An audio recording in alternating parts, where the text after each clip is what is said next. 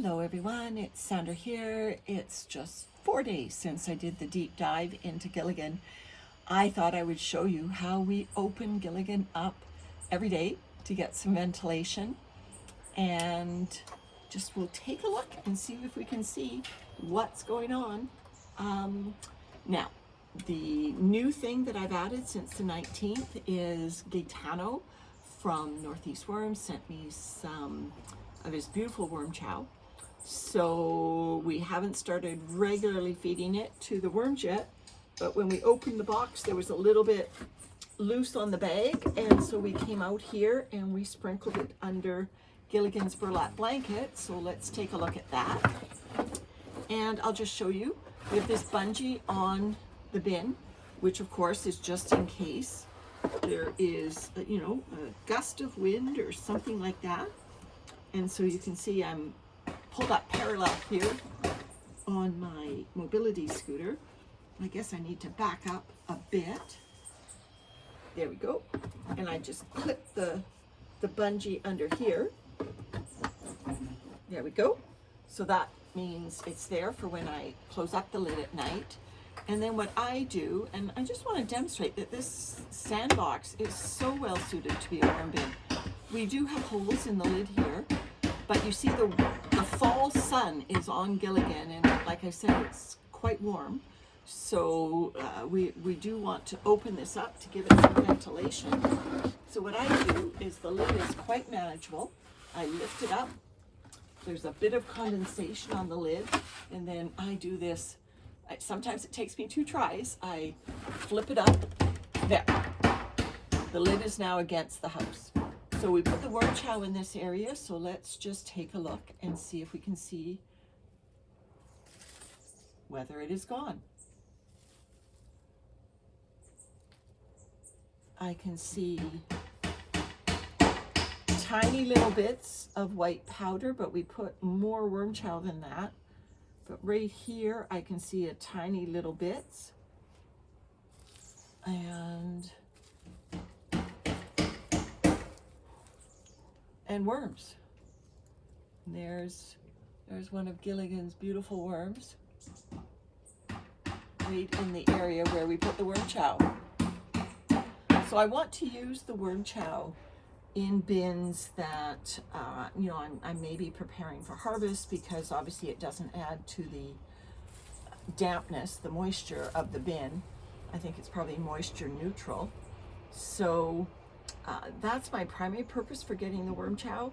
If you have any other ideas, you think it would be a good idea. I know some people feed it almost every time, but I'm kind of like, we have enough food scraps, and I like the diversity of food scraps being fed to worm bins, for the microbes and everything. So I was kind of going to save that worm chow for when we are preparing to harvest. So I'm going to dig over on this far side, not dig, but just flip up these dry leaves, and with my fork just gently mix to get sort of dry and moist mixed together. Oh, and here's a feeding zone.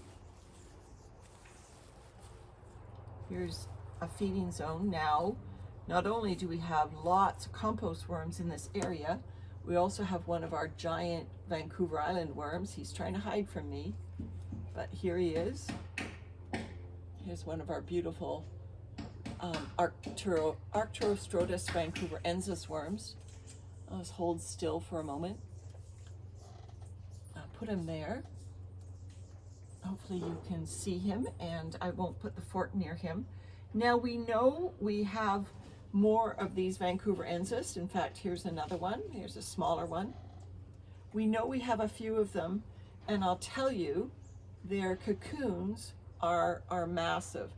I don't think that is a red wiggler cocoon. I think that belongs to these big worms, because the larger the cocoon, the larger the worm. And so what we have is a mix of the beautiful red composting worms in Gilligan, and we have these up. I guess you can watch them go down, and we have those beautiful worms. So they were in the feeding area, which is good. What I have learned about those Vancouver Island worms is even when they have a choice to leave our composting buckets in the garden, we still find them in the composting buckets. So they must like eating composting matter. They have a choice to go anywhere they like. And so even though they're huge, here's another one, and initially I thought they should always be in the wild. Now when I find them in my bins, I don't stress about it because they had a choice in our buckets and they still chose to stay. So anyway, all I'm doing today is flipping up some of these dry leaves, trying to mix the wet and the dry. This was that center feeding area where I had put quite a few feedings. So not surprising we're seeing activity there. Yeah, you can see not only the activity, I hope. Oh, I might have buried the worms. Sorry if you were watching them. But you can also see the leaves are just moist and breaking down, which is, I think, partly because of our warm temperatures. The matter is decomposing faster than otherwise. So there's our beautiful compost worms that are taking care of Gilligan. So these compost worms, many of them were juveniles and wisps taken out of our castings, the 3,782 plus cocoons. So there is going to be a lot of babies in here. Oh, here's one of my really stiff banana peels. I don't know, that looks more like a plantain peel. Anyway, so a lot of these were wisps and juveniles, so they are growing up in Gilligan. So each time we come in, I expect we'll see, more and more worms growing up and laying down cocoons. So they're almost using Gilligan as a breeding bin. Here is one of the pitfalls of putting leaves. There's a little tiny slug there. So what I do when I find slugs is I just take them out, and we have a large patio I'm sitting on. It's about 40 feet long, and there are birds on it all the time. And so I flick the slug over onto the patio and let the best man win. Are the birds gonna spot him before he can get away? So here's the worms in the egg cartons themselves. These are some egg cartons that I dug up from the depths of my deep dive. And this is that prior feeding zone where I put the asparagus stems and everything. And there's lots of worm activity, so I'm not going to disturb that. There was a turnip peel in there and everything. Where did that banana go? I'm going to put this old banana peel in there. I'm going to invert these egg cartons in here. So again, I'm not feeding Gilligan. I'm just giving a light stir.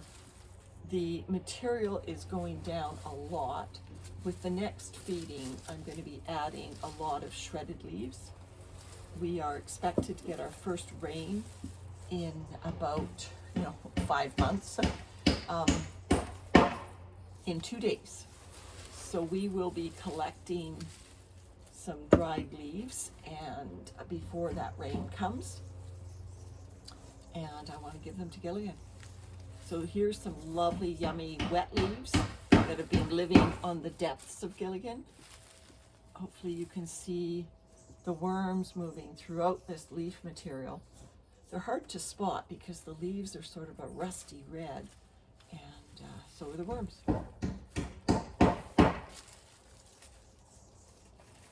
Here's my Starbucks cup that I put in with one feeding. And this is the stump area over here. So the stump, no sign of that stump, at least so far. Oh, there's some stump, and here's some egg carton I dug up. I'll put that back in the hole. This feels like stump matter because it's dense, But look at that, just broke apart. It's all castings now. So either that was a clump of castings or that was a stump that had been converted to castings. I put some of the lumps of the stump back here, and my fork is not finding any of it now. There we go. So Gilligan stirred up a little bit, which I think is going to increase the speed of processing, take advantage of the last few days of warm weather. And by mixing this up, I'll distribute the moisture and the microbes. So look forward to giving these worms more food as their numbers grow, probably over 6,500 worms, and they're growing up fast and breeding. So lots of fun to come.